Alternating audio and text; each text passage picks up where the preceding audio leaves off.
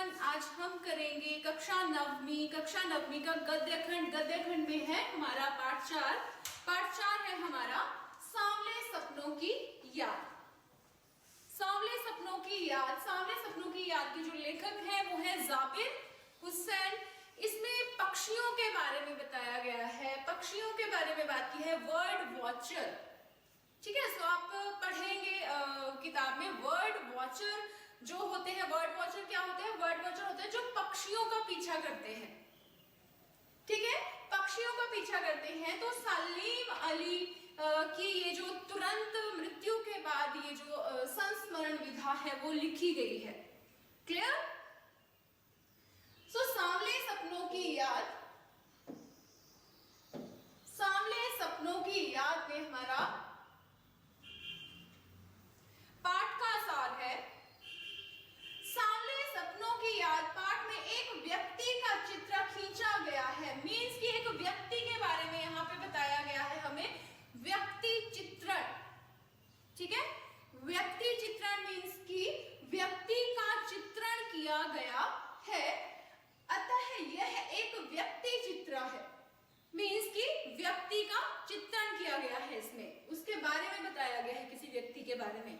Okay, सो लेखक कहते हैं कि सुनहरे रंग के पक्षियों के पंखों पर सांवले पंखों का एक हुजूम सवार होकर मौत की खामोश वादी की तरफ चला जा रहा है।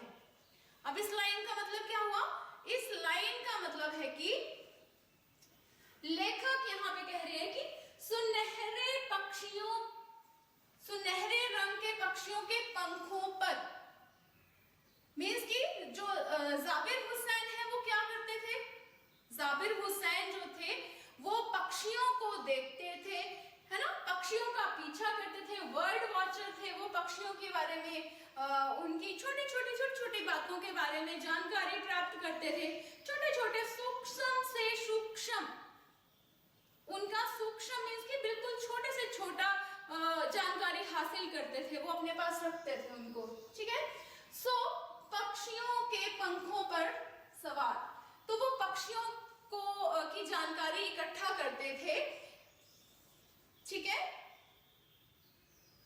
तो सुनहरे पंखों पर उनके साथ उनका हुजूम, मतलब सुनहरे पंखों पर जिनके पीछे वो भागते थे। किनके पीछे भागते थे? वो पक्षियों के पीछे।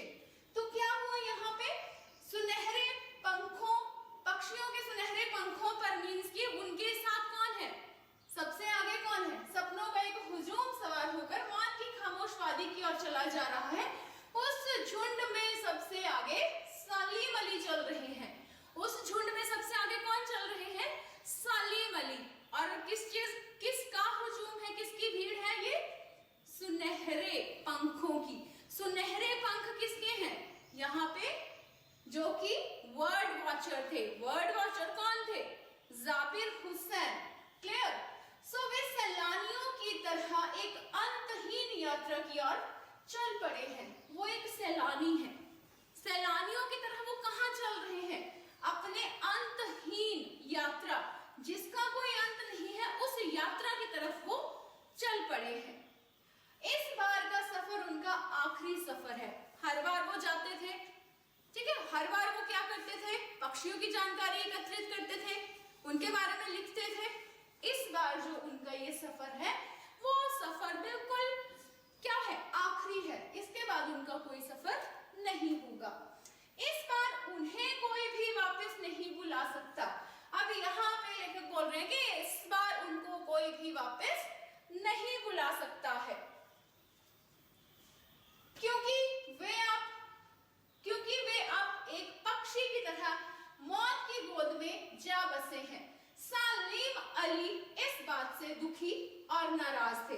अब सलीम अली जो है वो इस बात से क्या थे?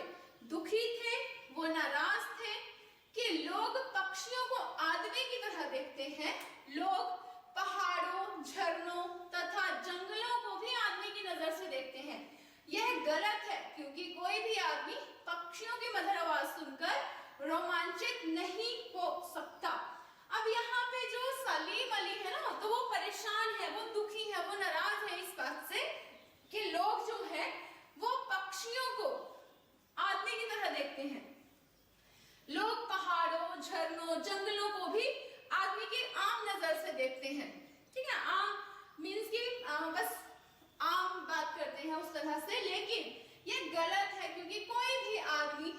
पक्षियों की तरह, ठीक है।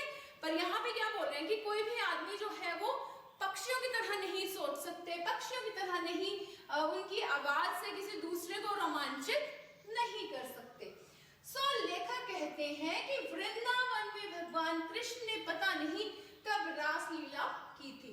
अब यहाँ पे लेखक कह रहे हैं कि पता नहीं वृंदावन में कब भगवान कृष्ण ने रासलीला की थी, कब जो ग्वाल थे वो बालों के साथ खेल खेले थे, कब माखन खाया था, कब बांसुरी बजाई थी, ठीक है, कब वन विहार किया था। अब ये बोल रहे हैं कि हम पता नहीं कब, इन सब बातों के बारे में उनको कोई जानकारी नहीं कि कब ऐसा हुआ था, ठीक है, कब उन्होंने कोई खेल खेले थे, कब उन्होंने बांसुरी बजाई थी, या कब उन्होंने वन विहार किया था।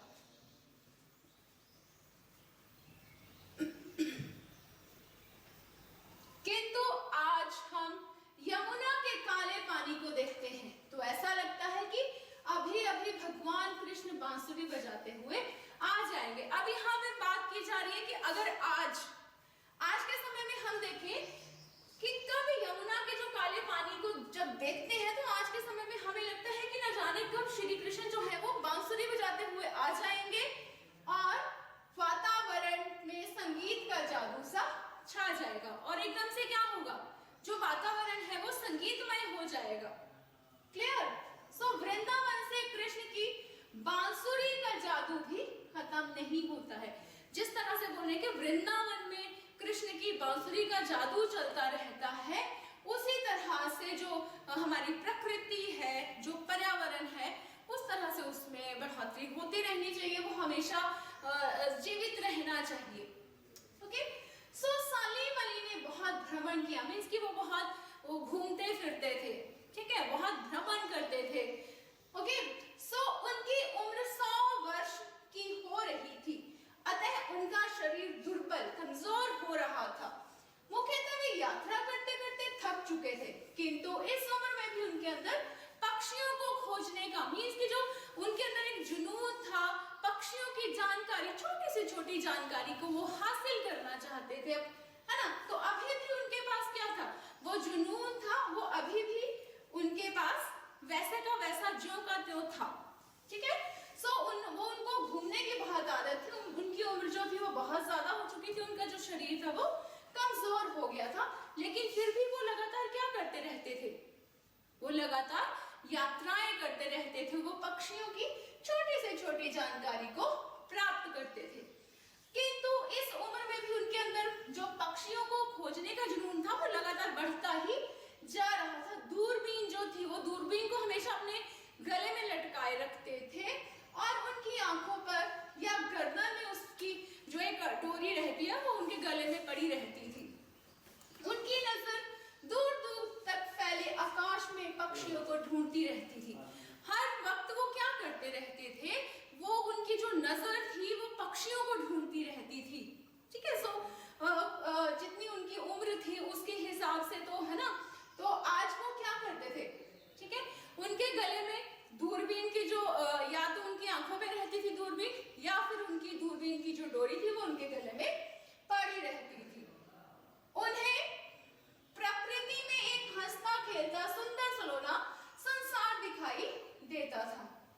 आकाश में वो पक्षियों को देखते रहते थे, पक्षियों को उनका जो संगीत था उसको वो सुनते रहते थे, उसके बारे में जानकारी हासिल करते रहते थे और उनके ऊपर वो लिखते थे। तो यहाँ पे वो बता रहे हैं कि उनको जो प्रकृति है उसमें हंसता खेलता सुंदर सलोना जो संसार उनको उसमें दिखाई देता था।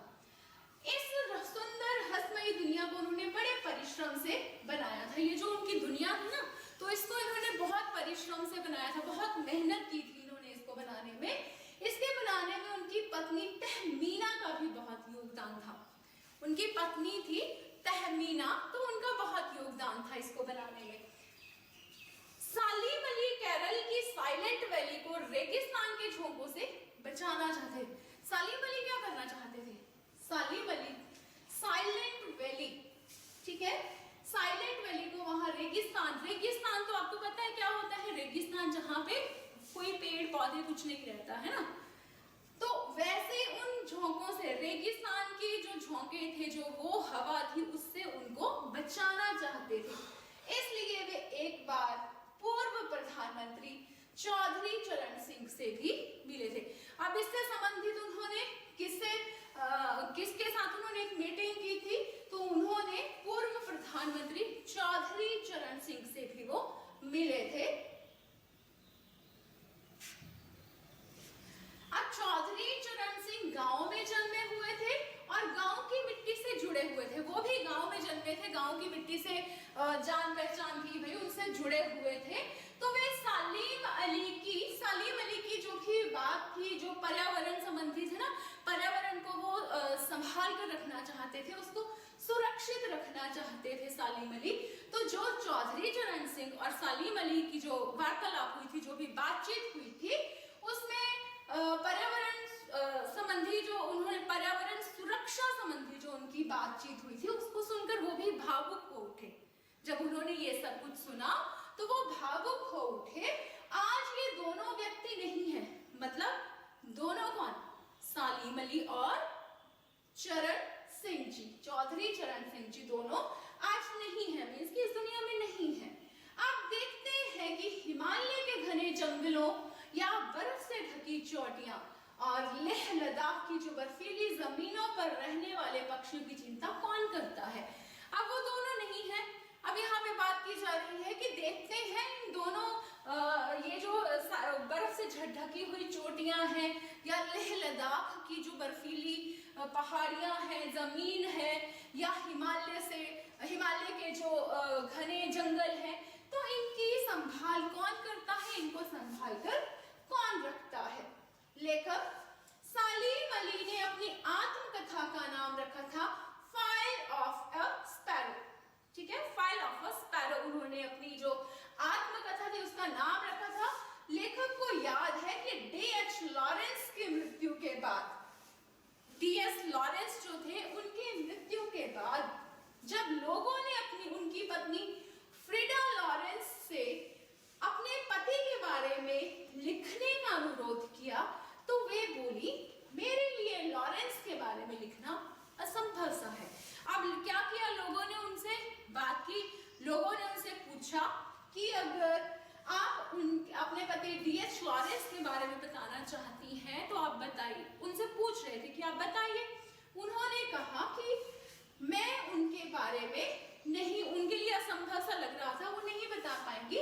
तो उन्होंने जवाब में कहा था कि मुझसे शायद तो उनके बारे में ज्यादा, मुझसे ज्यादा शायद उनके बारे में गौरैया जानती है, जो कि उनकी छत पर एक गौरैया रहती थी। उसके बारे में अगर बात करें तो उसको वो बोल रहे हैं कि वो उनके बारे में ज्यादा अच्छे से जानती होगी।